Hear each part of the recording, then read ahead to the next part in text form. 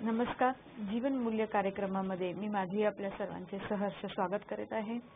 जीवन मूल्य कार्यक्रमामध्ये मागील काही भागात आपण स्मार्ट हा जो प्रोग्राम आहे ह्या प्रोग्रामबद्दल डॉक्टर सचिन यांच्याकडून माहिती घेत आहोत आणि आज सुद्धा ह्याच विषयावर अजून अधिक माहिती घेण्यासाठी डॉक्टर सचिन आपल्यासोबत स्टुडिओमध्ये उपस्थित आहेत. डॉक्टर सचिन, तुमचं खूप खूप स्वागत. ओम शांती. ओम शांती.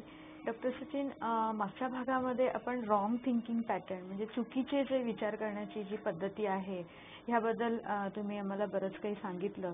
तर अजूनही काही अशा आहेत का? कारण बरेच वेळा तुम्ही जे सांगितलं त्याचा विचारही केला की असंही असतात, आमच्यामध्ये होत आहेत ह्या विचार करण्याच्या पद्धती आमच्यातही आहेत, पण ह्याच्या व्यतिरिक्त पण अजून काही आहेत का अशा?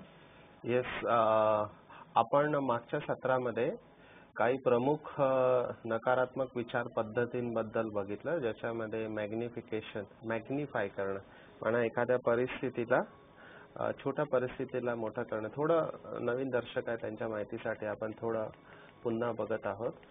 एक आहे मॅग्निफिकेशन, म्हणा छोटी गोष्ट मोठी करणे. दुसरं, जसं आपण स्लाइडमध्ये पाहत आहोत, ऑल ऑर नन किंवा black and white thinking, extreme thinking.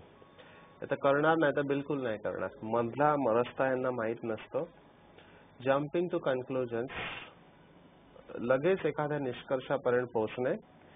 नंतर ऑलवेज मेंटॅलिटी, ऑलवेज म्हणजे नेहमी माझ्याबरोबर असं होतं. नंतर लेबल करणे प्रत्येक वस्तूला, आणि ते पण निगेटिव्हली लेबल करणे. स्वतःला त्रास करून घेणे, ज्याला आपण म्हणतो सेल्फ पनिशमेंट. हे आपण निगेटिव्ह थिंकिंग. आज आपण जे निगेटिव्ह थिंकिंग बघणार आहोत किंवा रॉंग थिंकिंग बघणार आहोत ते आहे सर्चिंग निगेटिव्हिटी. सगळं काही चांगलं आहे पण काहीतरी शोधून काढून निगेटिव्ह करणं फार प्रयास होता. जसं मी बघितलंय भरपूर युवा वर्गामध्ये असतात. तुमची हाईट चांगली आहे, तुमची शरीराची बांधणी चांगली आहे, पण एक पिंपल तुम्हाला डिप्रेशन मध्ये घेऊन जाऊ शकतं आणि दिवसभर त्या पिंपलला बघत राहणार. आणि जो पिंपल म्हणजे ती पिंपल आपण म्हणतो, तर ते पिंपल म्हणजे छोटीशी पुळी असते, ती चेहऱ्यावर कुठेतरी आणि तुम्हालाच माहिती असते, आणखीन कोणाला माहित नसते, पण तुम्ही त्याने फार डिस्टर्ब होता.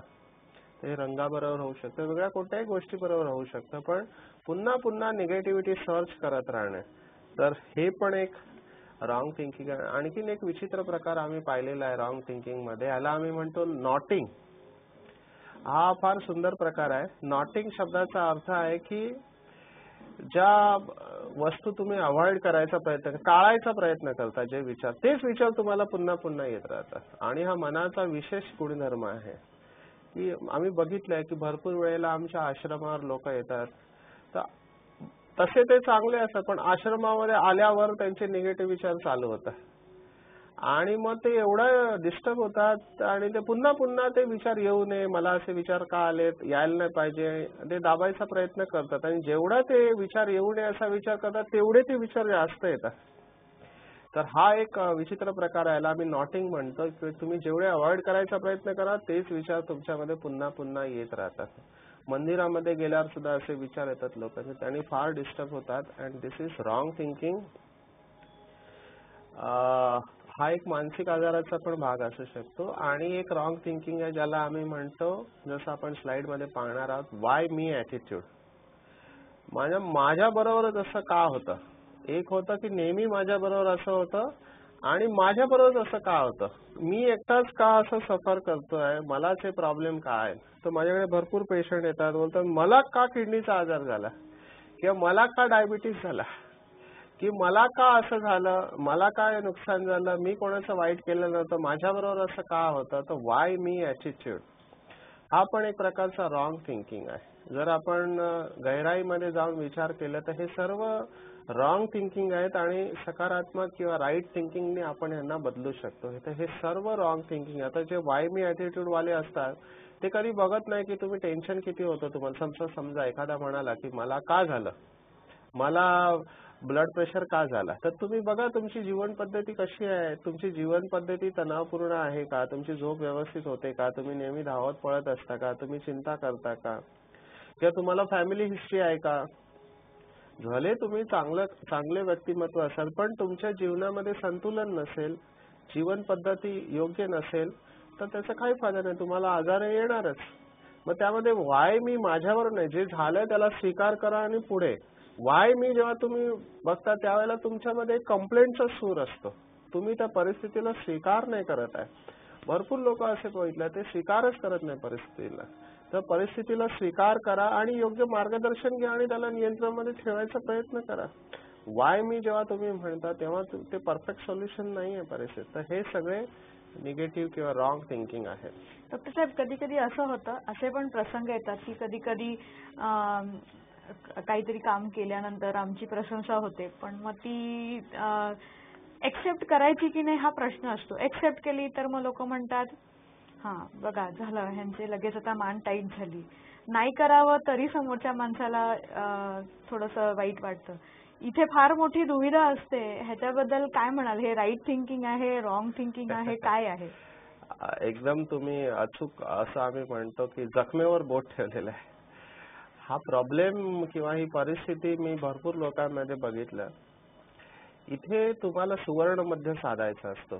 सुवर्ण मध्य हा शब्द फार सुंदर आहे, गोल्डन मील ज्याला आम्ही इंग्रजीमध्ये म्हणतो. एखादी व्यक्ती जेव्हा तुमची महिमा करते, ठीक आहे ना, तर त्यावेळेला मी भरपूर लोकांना बघितलंय की नाही उगाच तुम्ही चण्याच्या झाडावर चढवता, आम्ही काय असं नाहीये.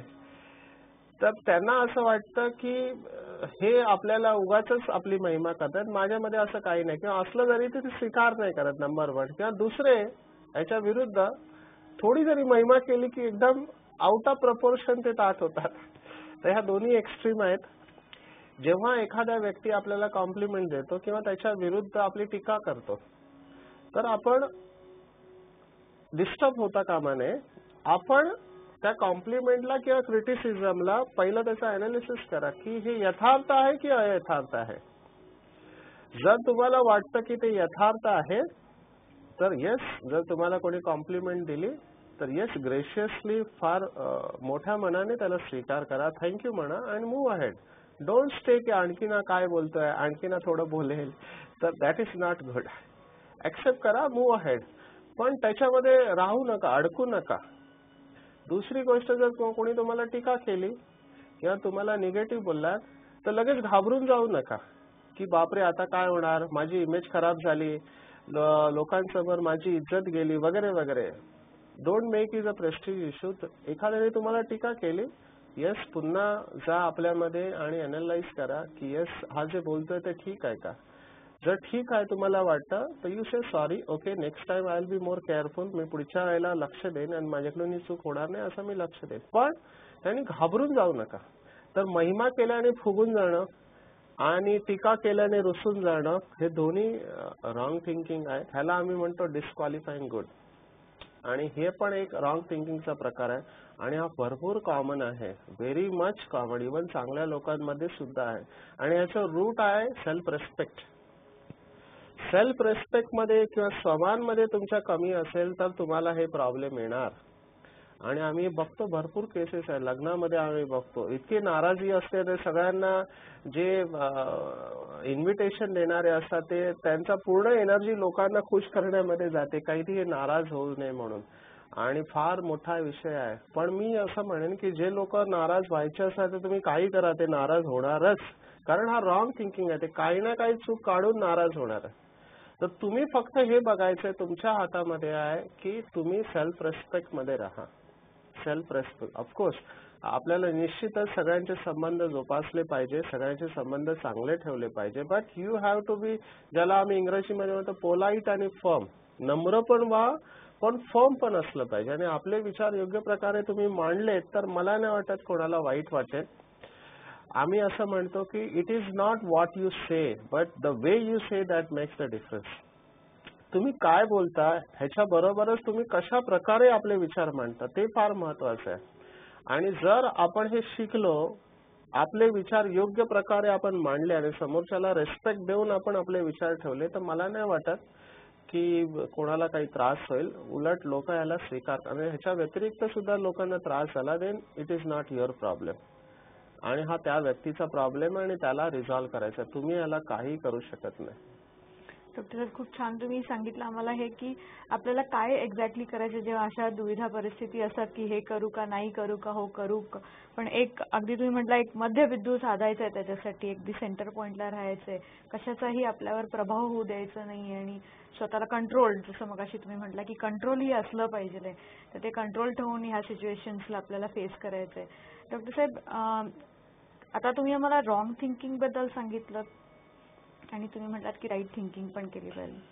आम्हाला अशा काही परिस्थितींची जोडून तुम्ही थोडंसं सांगू शकाल का की ही एक पॅटर्न आहे जिथे आम्ही रॉंग थिंकिंग करतोय, मग त्याच्यामध्ये आमची राईट थिंकिंग कशी असायला पाहिजे. कारण मी पाहिलेलं की स्मार्टचे जेव्हा तुम्ही ट्रेनिंग्स घेत होता तर असे तुम्ही उदाहरणं दिलेली आहेत, आमच्या दर्शकांना ह्याची खूप मदत मिळेल. तर असं थोडंसं आम्हाला स्पष्टीकरण जर दिलं तुम्ही तर. ओके, आपण घेऊया डिस्क्वालिफाईंग गुड, जे आता आपण आताच बघितलं. एखाद्याने, जे आपण म्हणलं ना, एखाद्याने तुमची महिमा केली, यथार्थ महिमा असेल, तर त्यावेळेला तर आपल्याला बरं वाटतं. आमच्या इकडे आम्हाला नेहमी सांगितलं जातं की महिमा स्वीकार केली तर अपमान पण स्वीकार करावा लागेल, असं स्पिरिच्युअलिटी सांगते.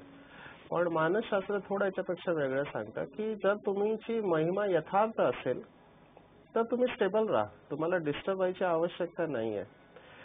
तर क्रिटिसाइज तुम्हाला केलं तर महिमा केल्यावर मी बघितलं काही लोक एकदम गोंधळून जातात, त्यांचा चेहरा एकदम असं स्टेजवर बोलवलं की नाही नाही मी तसे नाही आहे, उगाच असं म्हणतात, तर तसे विचार आणू नका.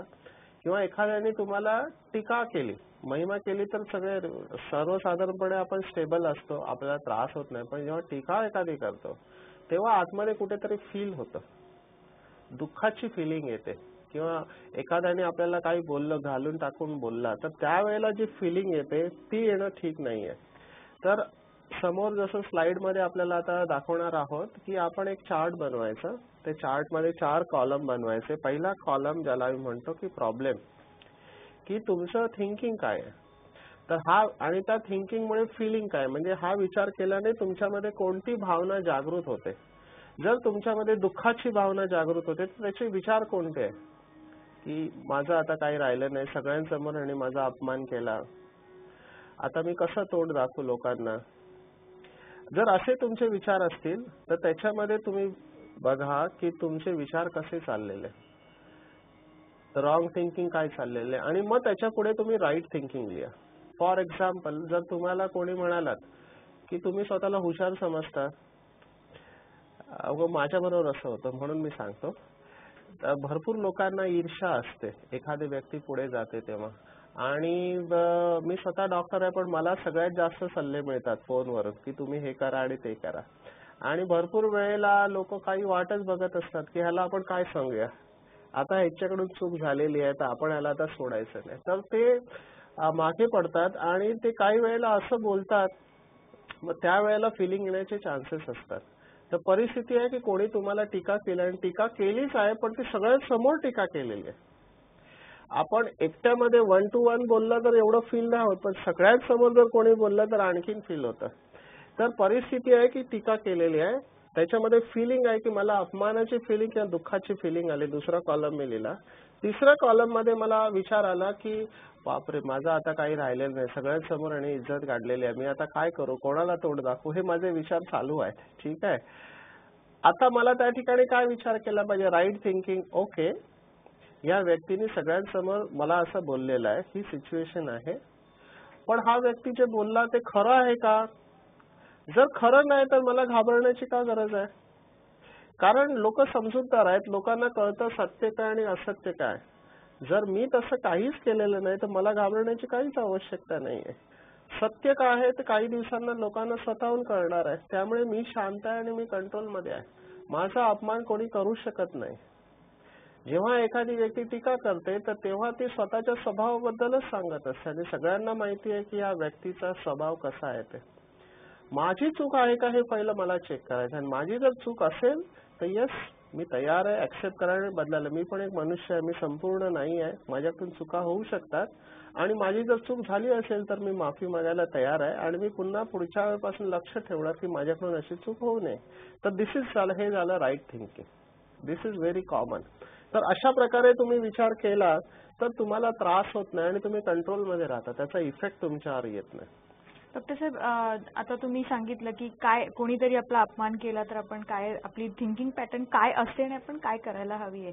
आता असंच एखादा प्रसंग जर समजा घेतला गेला की खरं तर अशी एका व्यक्तीने अशी ही गोष्ट सांगितलेली आहे की त्या व्यक्तीला, महिला आहेत, त्यांना घरामध्ये खूप त्रास होतो. त्रास इन द सेन्स की खूप तिचे पती जे आहेत ते खूप असे डॉमिनंट नेचरचे आहेत. तर हा प्रसंग जर आहे तर ह्याच्यामध्ये काय सिच्युएशन्स, काय फिलिंग्स येतात? कारण त्या जेव्हा आल्या होत्या किंवा आमच्याशी जेव्हा चर्चा त्यांची चाललेली तर अतिशय डिप्रेशनमध्ये त्या होत्या. तर मग इथे ह्या सिच्युएशनला घेऊन तुम्ही थोडंसं अजून जरा स्पष्ट केलं तर.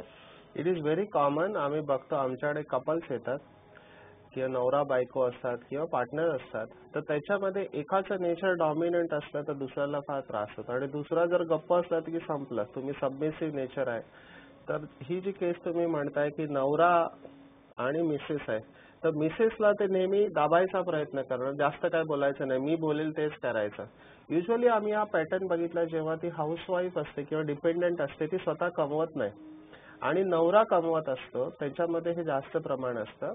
दुसऱ्या सिच्युएशन मध्ये सुद्धा असू शकेल, नवरा बायको दोन्ही कमवतात तरी मिस्टर डॉमिनंट नेचरवाले असतील.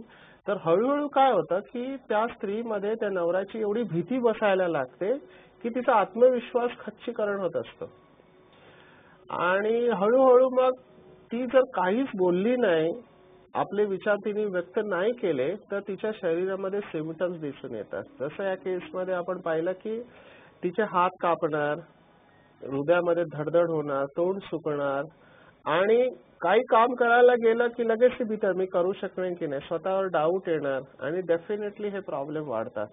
तर अशा वेळेला प्रॉब्लेम आहे की मी स्वतःला कमजोर समजणे, ठीक आहे ना, हा प्रॉब्लेम आहे आणि मी कमजोर असल्यामुळे लोक माझा फायदा घेतात, मी काही बोलत नाही. असे भरपूर केसेस मी पाहिलेले आहेत की मुलं पण आहेत की भरपूर मुलींचा असा डॉमिनंट नेचरमुळे फायदा घेतात आणि काही जणी गप्प असतात, काही बोलत नाही. तर त्यावेळेला आपल्याला शिकलं पाहिजे की हा प्रॉब्लेम आहे, माझा प्रॉब्लेम आहे, माझ्या विचारांमध्ये प्रॉब्लेम आहे, मला माझे विचार बदलले पाहिजे. ह्या वेळेला मी विचार काय करते की माझे विचार असतात की मला नाही जमणार, मी काही बोलू शकत नाही, हे बोलतात ते कदाचित बरं असेल, बरोबरच असेल, मी आहेच अशी, जर मी चांगली असते तर मी घरी थोडी बसली असते, वगैरे वगैरे विचार करतात. त्यावेळेला असा विचार करायचा, ओके माझे मिस्टर जॉब करतात, घरासाठी पैसे कमवतात, ते त्यांचा रोल प्ले करतात, मी पण घर सांभाळते. घर सांभाळणे पण ही साधी गोष्ट नाही आहे. जेवण बनवणे, मुलांना पालना देणे, ठीक आहे ना, घर स्वच्छ ठेवणे वगैरे वगैरे गोष्टी मी करत असते. तर माझ्यामध्ये पण क्षमता आहे, मला पण ज्ञान आहे, दुनियाचं समज आहे. जर मी लोकांशी बोलेन तर माझी समज वाढणार आहे. तर जेव्हा मला पती असं बोले, मी त्याच्याशी बोलून घेईन की तुम्ही असं जोरात बोलू नका, मला भीती वाटते आणि मग माझे काम करण्याची क्षमता कमी होते. तुम्हाला जर एखादी गोष्ट आवडली नसेल तर तुम्ही मला सांगा काय करायचं, मी त्याप्रमाणे करेन, पण तुम्ही रागावू नका आणि मला पुन्हा पुन्हा तुम्ही असं बोलू नका की तुला काही येत नाही, तू काही करू शकत नाही. कारण हे निगेटिव्ह विचार ऐकून ऐकून माझा आत्मविश्वास कमी होण्याची शक्यता आहे. माझ्यामध्ये पूर्ण क्षमता आहे, मी माझी क्षमता वाढवू शकते, मला तुम्ही योग्य मार्गदर्शन करा, आपल्याला दोघांना मिळून हा संसार करायचा. अशा प्रकारे जर तिने आपले विचार व्यक्त केले तर तिच्या मनामध्ये जी भीती बसलेली आहे मिस्टरांबद्दल, ती भीती हळूहळू कमी व्हायला लागेल. हाच एक्झाम्पल ऑफिसमध्ये बॉसचे सुद्धा असू शकतं किंवा एखाद्या संस्थेमध्ये जे वेगवेगळे लोक येतात त्यांच्या आपापसामध्ये असं रिलेशन असू शकतं. तर युजली लोक वरिष्ठ व्यक्तीला घाबरतात, बॉसला घाबरतात आणि जेव्हा बॉसला घाबरतात आणि बॉस 2-4 शब्द बोलला की मग ह्यांची पाचावर धारण बसते, काही करू शकत नाही, एकदम स्टील होतात, कापायला लागतात, which is not good. Long term मध्ये तुम्हाला तुरंत बोललं पाहिजे, पण चांगल्या प्रकारे आपल्या भावना व्यक्त केल्या पाहिजे, तर तुम्ही आपोआप हळू स्वतःला कमी करू शकता या भावनांना. डॉक्टर साहेब, खूप छान तुम्ही सांगितलं आता आम्हाला. पण आता हा मुद्दा जो तुम्ही सांगितला, तर एखादी व्यक्ती जी प्रौढ आहे, विचार करू शकते, विचार करण्याची कॅपॅसिटी आहे, त्यांच्यासाठी नक्कीच चांगली आहे ही गोष्ट तुम्ही मांडलेली. परंतु माझी एक मैत्रीण आहे, काउन्सिलर आहे, ते समुपदेशन करतात पण स्कूलमध्ये असतात. तर त्या नेहमी जेव्हा पण फोन करतात तर नेहमी सांगत असतात की माझी मुलं इतकी अशी प्रचंड त्यांच्यामध्ये ऊर्जा आहे की काही विचारू नकोस. काही सांगायला गेलं, जर एखाद्या क्लासरूमच्या टीचरने मुलांना पाठवलं तर ही मुलं, ह्यांना आम्ही काही समजावतो तर ते म्हणतात आप बार बार वही नहीं बताओ मैडम. म्हणजे तेच आम्हाला सांगू नका. ही पण परिस्थिती असते आणि ही मुलं ह्याच्यासाठी त्यांच्याकडे आलेली असतात कारण ही शाळेमध्ये ढ आहेत, थोडीशी शिक्षणाच्या बाबतीत ढ आहे, त्यांचं लक्ष लागत नाहीये. तर त्यांचे आई वडीलही तेच कंप्लेंट करतायत आणि त्यांचे जे शिक्षक आहेत तेही कंप्लेंट तेच करतायत आणि ह्या मुलांना काउन्सिलर्सकडे आणलं जातं. तर अशा मुलांना काही सहज सोपा असा राईट थिंकिंग पॅटर्न काही थोडंसं तुम्ही सांगू शकाल का? नाही, हा जो रेजिस्टन्सचा प्रकार आहे ना, ही थोडी कॉम्प्लिकेटेड केस असते. हे रिजिड असतात मुलं आणि त्यांना हे वय त्यांचं असतं ना, ॲडल्टन्स एजमध्ये ते जात असतात. तर हे वयच असं असतं की चॅलेंज करायचं, म्हणजे रिबेल करायचं किंवा बंड पुकारायचं. त्यामुळे तुम्ही जे सांगाल ते असं म्हणा, आम्हाला सांगायची गरज नाही, आम्हाला कळतं, आम्ही आता लहान राहिलेलो नाही आहोत. तर त्यांना वेगळ्या पद्धतीने हँडल करावं लागतं. त्यांना तुम्ही उपदेश देऊ नका असं मला वाटतं, कारण उपदेश कोणालाही आवडत नाही. त्यांना तुमचं बिहेवियर जास्त आवडत असेल, त्यांना तुम्ही पॉझिटिव्हली घ्या, त्यांच्याशी प्रेमाने बोला, त्यांच्या आवडीनिवडी विचारा. त्यांना कधीही तुम्ही असं करू नको, तसं करू नको कधीच बोलायचं. दॅट इज अ रॉंग वे. आणि आम्ही बघतो अशी मुलं अशी का वागतात, तर त्यांना प्रेमाची कमी असते. सगळ्या आजाराचं रूट आपण बघितलं की ऍक्सेप्टन्स आणि सेल्फ इमेज आणि प्रेमाची कमतरता. जर आपण या विद्यार्थ्यांना किंवा या मुलांना आत्मविश्वासात घेतलं, त्यांच्या आवडीनिवडी विचारल्या आणि त्यांच्याशी प्रेमाशी आपण रिलेट केलं, तर ह्या सगळ्या गोष्टींची आवश्यकता नाहीये. त्यांना तुम्ही मित्र बनवा. आई वडील म्हणजे कोणतरी त्यांना असं आर्मी मधला मेजर किंवा जनरल वाटतो. आणि एका मुलाला मी विचारलं की तुझे वडील, तर वडील काय करतात, ते बोलतात फक्त एकच काम करतात, हे करू नकोस ते करू नकोस. काय करू ते सांगत नाही. त्यामुळे ती मुलं पण आतमध्ये थोडी बंड पुकारतात. वेगवेगळ्या स्टेजेस डेव्हलपमेंटमध्ये ते ऑब्स्ट्रक्टेड असतात. तर त्यांना आपण प्रेमाने बदलू शकतो असा आमचा अनुभव आहे. त्यांच्याशी मित्रत्वाची भावना ठेवा, त्यांना मित्र बनवा आणि मित्राला जो सांगितलं जाईल तो मित्र जरूर करतो. डॉक्टर साहेब, तुम्ही खूप महत्त्वाची माहिती आम्हाला दिलेली आहे. नक्कीच ह्याच्यात काय करायचं, तर ह्या बाबतीत तुम्ही सांगितले की आपल्याला त्यांना समजून घ्यायचं, आपलेच थिंकिंग थोडंसं बदलायचं आहे. नक्कीच माझी मैत्रीण जर ऐकत असेल तर ही गोष्ट नोट करून ठेवेल. आणि इतरही गोष्टी ज्या तुम्ही आम्हाला सांगितल्या की राईट थिंकिंग पॅटर्न काय असावा, ह्याचा सगळ्यांना फायदा होईल.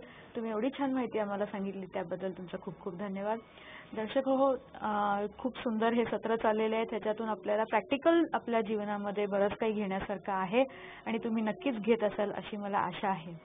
तुम्हाला कोणतीही अधिक माहिती जर हवी असेल तर तुम्ही नजीकच्या ब्रह्माकुमारी सेवा केंद्राला भेट देऊ शकता किंवा आमची वेबसाईट www.vkmarathi.com ला तुम्ही भेट देऊ शकता.